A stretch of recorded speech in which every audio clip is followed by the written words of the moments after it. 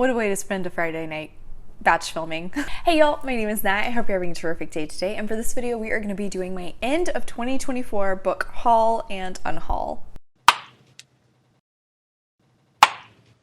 Alright, so before you get into anything bookish, make sure to hit like and subscribe down below, as well as tell me in the comments what's the last book that you bought to end 2024. It is so weird to say end of 2024. I still am not over it just yet, but this is going to be my fourth quarter of the year book haul and unhaul, and it is a large one. This is a really good showcasing of why I'm on a book buying ban, of why my focus this year is reading all these books that I haven't read yet, because majority of these books that I've gotten in the last 3 months of 2024, they're on these shelves. Also, I did a little reorganization today, so they look a little bit nicer and they're a little bit more collected. Still overflowing.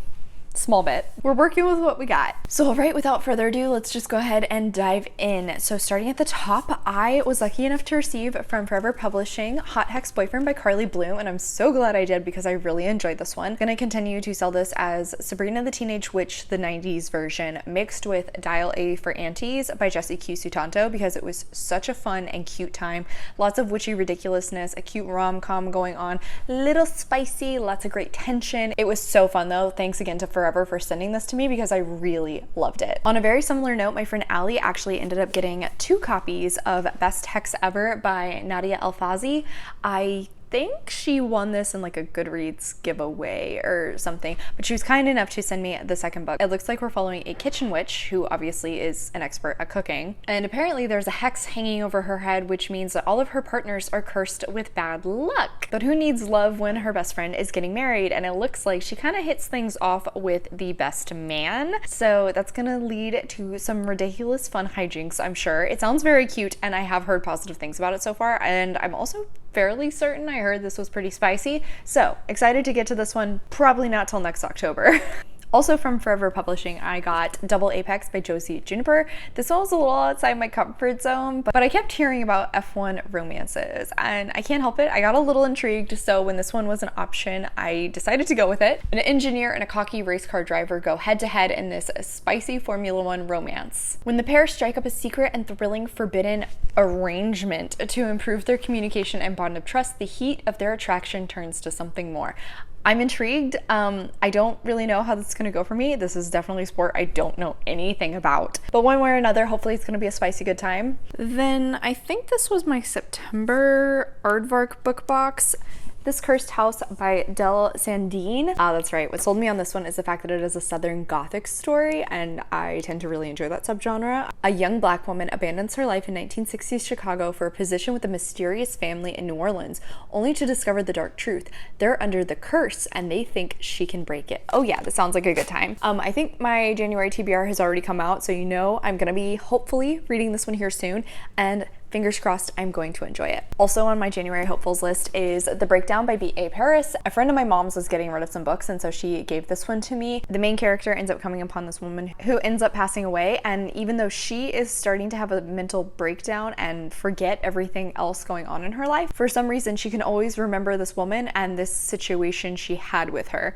So it sounds weird. I'm intrigued to try this out, but I'm also not super hopeful off of my prior experience with 𝗖cie 𝗁𝗁, which is a great segue into Behind Closed Doors by the same author, which I also got from that same friend. I read this one for Spookopoly in October, and I was not really a fan. It is very much a domestic thriller, and it was very predictable in my opinion. I ended up DNFing it because I just felt like I knew exactly where the story was going, and I didn't care to watch it unfold. Not to mention it felt like the way the author was handling it was just really, really inauthentic. The Perfect Marriage or The Perfect Lie, I think that's literally enough of a synopsis for you, because if you know any more, you're gonna know everything that's gonna go on in this book. Also from that friend, she gave me A Love Catastrophe by Helena Hunting. This is an author I'd heard a lot about in the past, so I am intrigued to try out some of her stuff. Fur is about to fly between a cheerful cat sitter and a grumpy hockey nerd. Well, I do like cats, so that just gave me some rose-colored glasses to go into this book with. I know it's a romance, and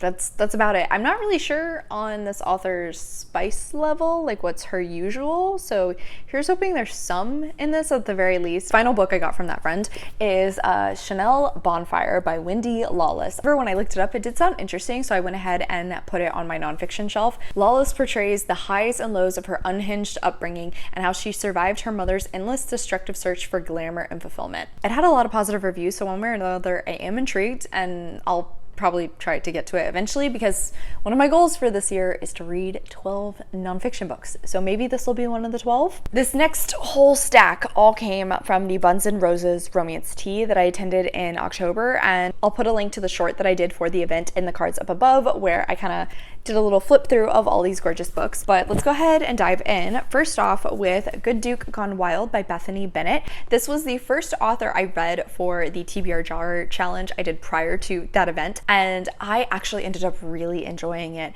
Then shortly after, I heard about this book from Forever Publishing, because the female main character is a bookseller who also writes erotic novels, and that just sounds really fun, especially with a historical setting, because I feel like it's just going to be, you know, the tad bit scandalous and dramatic. So I went into this event knowing I was going to pick up one of these, and I'm very excited to get to it. From Angelina M. Lopez, I grabbed After Hours on Milagro Street. I read the second book in this series, which was Full Moon Over Freedom, as a part of my witchy romance 5x5 plus my B&R TBR Char. Again, a book that I ended up really enjoying, so I decided to go back and read the first book in the series following the prior sister. We got to see a little bit of this couple in the background of Full Moon Over Freedom, and it definitely intrigued me. It appears that Alex and Jeremiah start off on the wrong foot, but most of Alex's Mexican-American family absolutely adores this man. He is the button-up prim and proper professor, whereas Alex is a total tornado of a woman, and it looks like they can't resist the insta-lust they both feel, so this sounds like it's going to be a really cute opposites attract, and I already know I enjoy this author's writing style and the chemistry she creates between her two characters, so really looking forward to this one, as well as the third book that I know will be coming out at some point in the future. I actually ended up sitting at Jamie Wesley's table for the event, and so she gave me a copy of The Trouble with Love. I was thinking this was part of the series that I read from her, but I think it's not actually.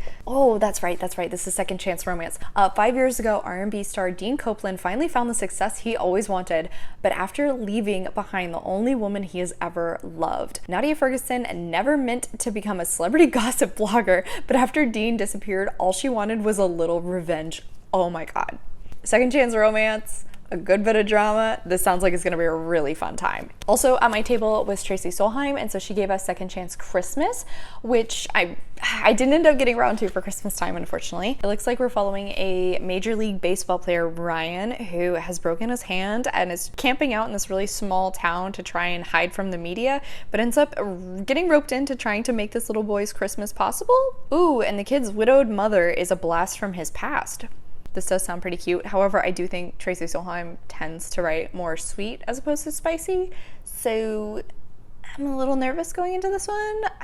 I'll have to be in the right mood for it, honestly. Next was One Season with the Duke by Addie Dulac, and I specifically picked this one up because somebody at my romance book club read it and had so many rave things to say, so I absolutely wanted to grab it. So our main character, Henrietta, is white passing, but unfortunately somebody ends up figuring out the reality of her parentage and tries to blackmail her with this information to force her to marry him. However, her friend Lord Finley ends up stepping in to kind of try and squash the scandal, while at the same time end up marrying her himself. I do like a marriage of convenience. This sounds like it's gonna be a good fun time. I cannot wait. Another one I'm really excited for is also the start of a series, because I loved the third book in this series and I cannot wait for the fourth book either. The Bachelor Duke by Cecilia Renee. I read Forever Her Bachelor as a part of my historical romance trial that I did, so I'll put a link to that in the cards because I ended up loving that book. I knew, again, I was going to be buying the first book in the series. Ooh.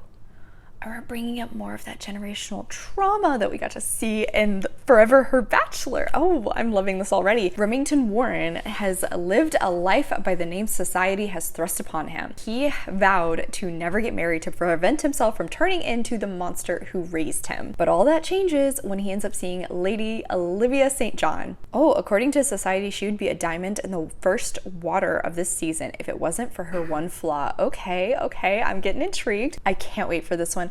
Cecilia Renee did tell me it's not quite as dramatic and there isn't as much spice either, but even still, I'm very excited to read more of this series. Lastly, the keynote speaker at the event actually ended up giving everybody a free book, and so from Maisie Yates, I got Rancher's Christmas Storm. So cowboy romances are something I have definitely been steering clear of, but that might change with this one. We'll see. I did really enjoy the character work in Maisie Yates's book that I previously tried to read, but the tropes she handled there weren't really my taste. Here's hoping maybe this one will go a little bit better. Childhood friends with a little bit of antagonism. Best friend's sister? And a snowstorm that traps them on a rustic mountain. Okay, yeah, this is definitely sounding more up my alley, more my speed. So I'm gonna try it out. I'm hopeful that it'll go well for me. Again, the cowboy element does make me a little nervous.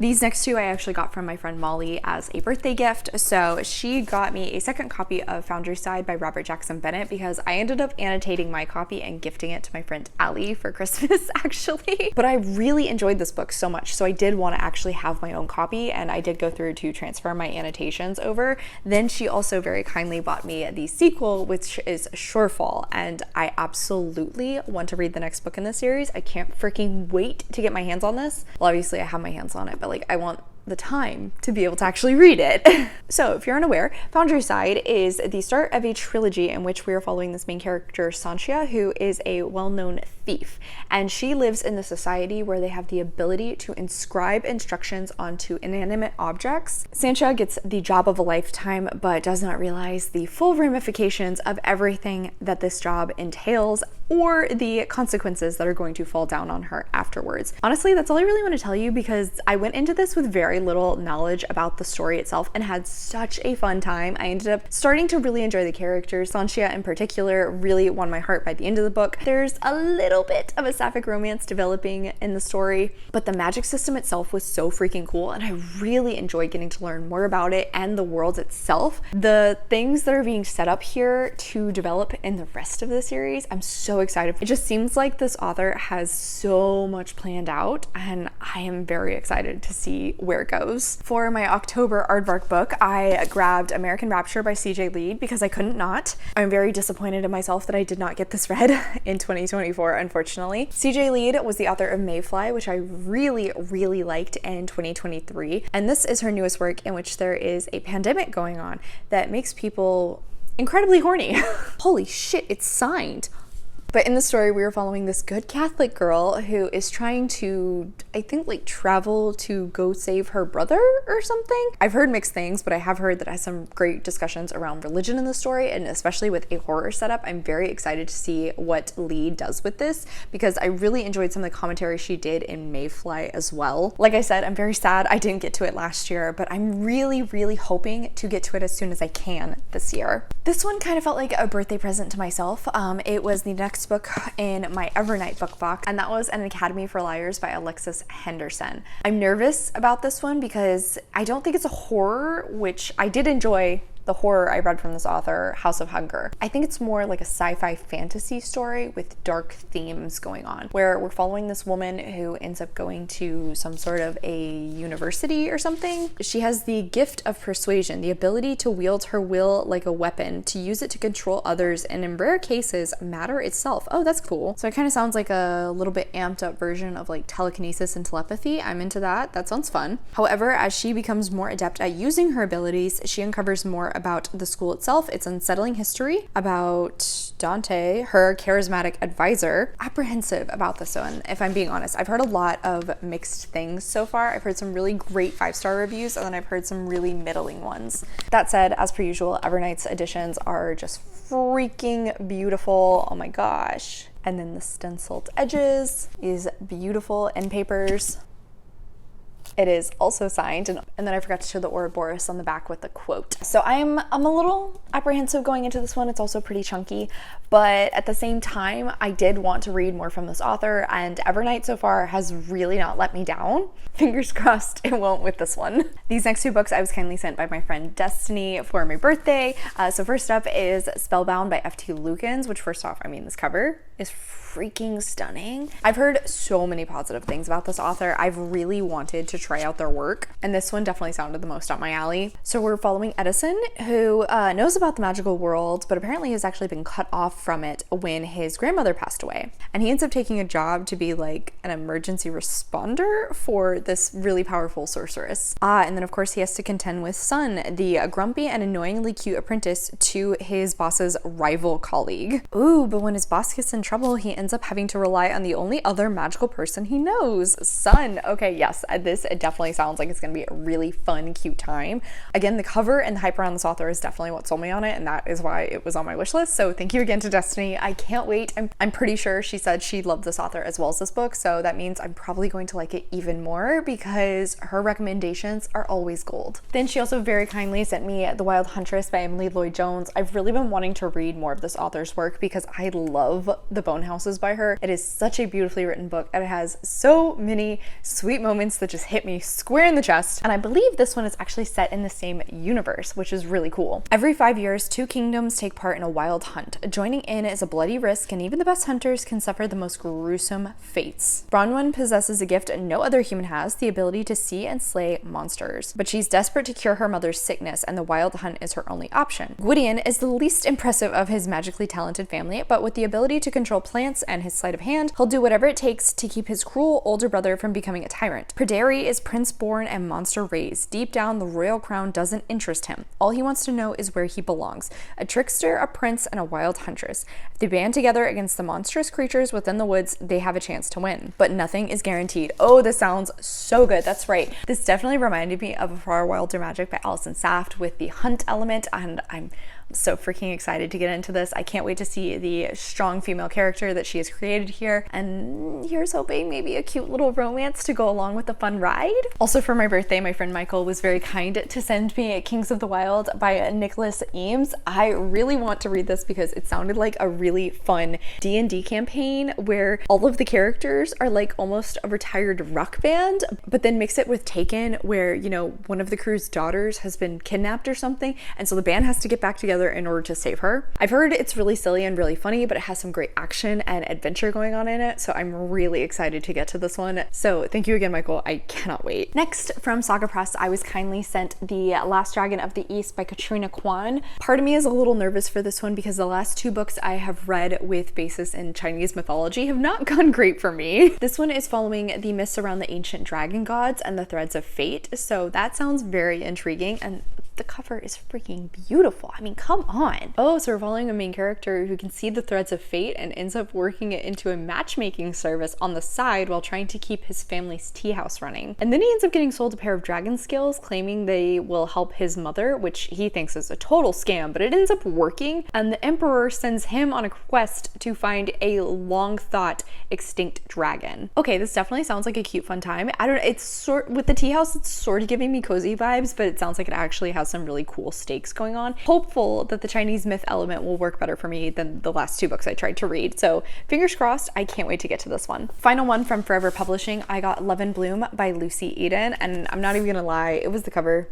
The cover is what won me over here. It looks so cute. Cheeky, small town romantic comedy about finding yourself in the weeds only to find love. That's all I want to know. It looks adorable. I was really hoping to get to read this in February. We'll see if that happens. I'm not quite sure. Now we're entering the point of November where I attended Y'all Fest. And so of course I ended up coming back with a few books. One book I did buy while in South Carolina, but not at Y'all Fest, was The Partner Plot by Christina Forrest. Now this is because we went to this cute little romance bookshop and I wanted to support. I'd also just previously heard a positive review for this one from Jan Agaton, so that kind of was hanging out in the back of my brain. It's a second chance romance mixed with marriage at convenience, and that's right up my alley. I can't wait. That sounds so cute. I've also pretty much only heard positive things about this author's other work. If I love it, I've got 2 other books to read from this author. Then a book I had read in preparation for Y'all Fest, loved, and knew I needed to get my hands on. I've talked about it so many times. You're gonna hear me talk about it again.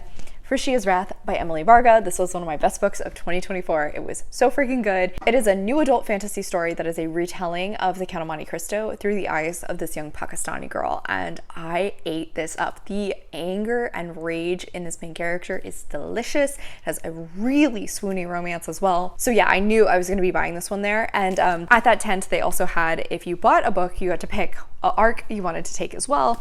And I grabbed What the Woods Took by Courtney Gold. Interesting story. After I got this, I actually ended up winning a giveaway from this author on Instagram. But I told her I actually just got an arc of this. And she very kindly ended up sending me some art prints to go along with the book, which are actually sitting on my shelves over there. But this one is a YA horror story where a group of troubled teens in a wilderness therapy program find themselves stranded in a forest full of monsters eager to take their place. Yellow Jackets meets Girl Interrupted. This is so interesting, seeing as how Josh and I went on a true crime binge in December, and we watched a few documentaries on like those troubled teen programs. Kind of comparable. That's actually really interesting. I also think Gold tends to have some LGBT rep in her stories, so it's possible there might be like the conversion camp element going on here as well. One way or another, I'm really excited for this. I've heard a lot of positive things about this author's work, but never gotten around to any of them, so here, hopefully I finally will. Also at YALLFest, I ended up grabbing Where the Library Hides by Isabel Ibanez because at the time I was really loving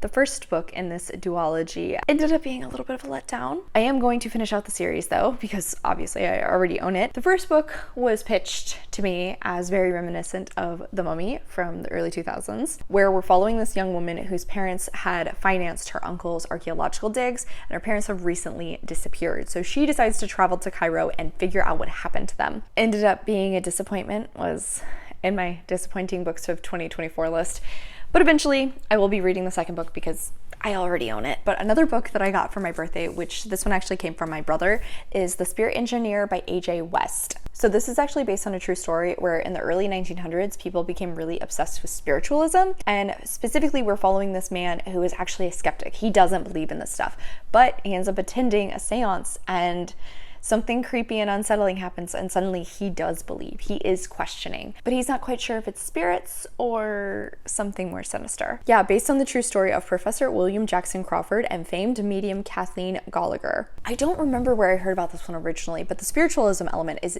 definitely intriguing to me, so I absolutely cannot wait to read this. Back on track with YALLFest. Another book that I came home with from Charleston, but I didn't actually buy there, was The Serpent and the Wings of Night by Carissa Broadbent. Guys, I am so nervous to try this out, but this was actually the book that my friend Allie annotated for me for Christmas, and she said she thinks I'll like it. She thinks our friend Kat will probably like it more than I will, but I know it has this main character who I think was like raised by vampires, and there's some sort of a competition thingy that she ends up entering to like prove herself or get some special treatment from the king or something like that. And then I think she has a romance with one of the other contestants. I've heard so much praise for it, and I do trust Allie. She knows my taste fairly well by this point. And at the very least, there will be some annotations from her that'll hopefully make it a little bit more entertaining. She did actually give me a heads up that she got sucked into the book and didn't write nearly as many as normal. Let's hope maybe that also happens to me. She also brought me Something Wild and Wonderful by Anita Kelly for a late birthday present, and I was so glad for it. This is the second book in the Love and Other Disasters series by this author, which I read in 2023. Yeah, in 2023, and I loved it. It was so freaking cute. We're following two men who are hiking the Pacific Crest Trail and end up becoming hiking buddies, and slowly a relationship forms. Each of them are kind of dealing with their own crap from their personal lives that they are kind of trying to work on and escape at the same time by walking this trail, but along the way they end up helping each other, and I loved this book. I ended up rereading it in December, and I loved it even more the second time around. You can tell I absolutely had a terrible time annotating it. So awful. In December, my romance book club, instead of having a meeting, we actually ended up having a Christmas party and then played White Elephant, where we each brought our favorite romance book of the year. And I ended up walking away with Any Rogue Will Do by Bethany Bennett. This is actually the first book in a series of hers where I read the third book and I ended up really enjoying it. So I was intrigued enough to want to read the rest of the series already, and this just kind of worked out perfectly. He ruined her reputation, and now he's the only one who can save it. Oh, right. It's following Charlotte, who was definitely a lady I liked in the third book. She had a good head on her shoulders. an entrepreneur, so into that. When an unwanted suitor tries to manipulate her into an engagement, she has a plan. He can't claim to be her fiance if she's engaged to somebody else, even if that means asking for help from the last man she would ever marry. So like fake courting technically for the time period, but also sort of marriage of convenience with a little bit of enemies to lovers mixed in. Oh yeah, this is gonna be fun. I can't wait. And then for Christmas, a friend of mine, Em, was so kind and sent me My Darling Dreadful Thing by Joanna Van Veen.